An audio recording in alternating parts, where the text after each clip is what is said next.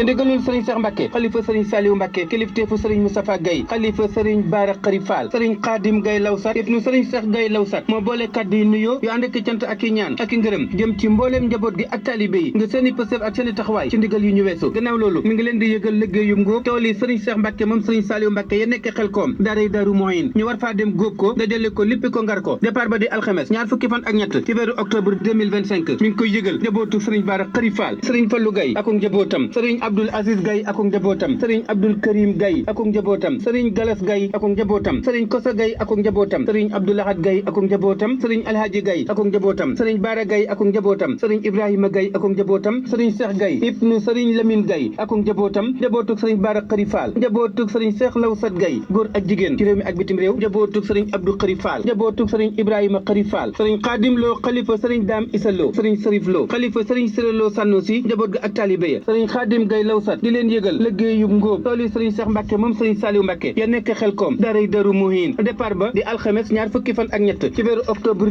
2025 Touba Soura diggante 8h ak 9h ak mboolem barab yi nga xam ne daanuñu ànd ak moom te ay oto daa fa déparé mi ngi leen di soññi te di leen ko yëgal kuy dem mu yóbbaale ay njëfandukaay lu mel ne paaka ak i ngóobaan ak i buum ak i parla ak lépp lu mën a yéwénal liggéey ba mi ngi soññi boppam di soññi jëwriñ yi bëgg ñu soññi seen i mbooloo daayira yi aju ci kër gi ñu soññi seen i mbooloo waaye mi ngi koy yëgal nag bokki jullit yi ak bokki taalibe yi bokki dëkkandoo yi jiital ci bokki Touba ak Mbacke waa Njeng ak la ko wër waa Pire ak la ko wër waa Ndogandu ak la ko wër waa Njéy ak la ko wër waa Toobeen ak la ko wër waa Yendo Naan ak la ko wër waa Ngewar ak la ko wër waa Ndóom ak la ko wër waa Njuufeen ak la ko wër waa Meewaan ak la ko wër waa Tundu Njëgeej ak la ko wër waa Njaane waa Mbayug Bakar waa Cawaare ak la ko wër waa Cembeen ak la ko wër waa Mbajeen ak la ko wër waa Kër Njobba ak la ko wër waa Guy Sagal ak la ko wër waa Dakar ak la ko wër waa Thiès ak la ko wër waa Tiwaawoon ak la ko wër waa Daaru Xuddoos ak la ko wër waa Kayaar ak la ko wër waa Mbuur ak la ko wër waa Kër May Safay waa Kër Mbir Ndaw jaajëf murit day nangoo jëfal sëriñam mooy tax mu am pajuk aajo teg ca ngërëm te saadix xub murit farlu boole ca jom parce que fu ànd ak cofeel ga fees ca xolam saadix ndigal addi yak siyaare sangam moo koy jural texeg feek texeg fa nu jëm na bur may nu pajuk aajo boole ca wér wërsëgu yaa fan wu gudd aaru ci lor la qualité fait la différence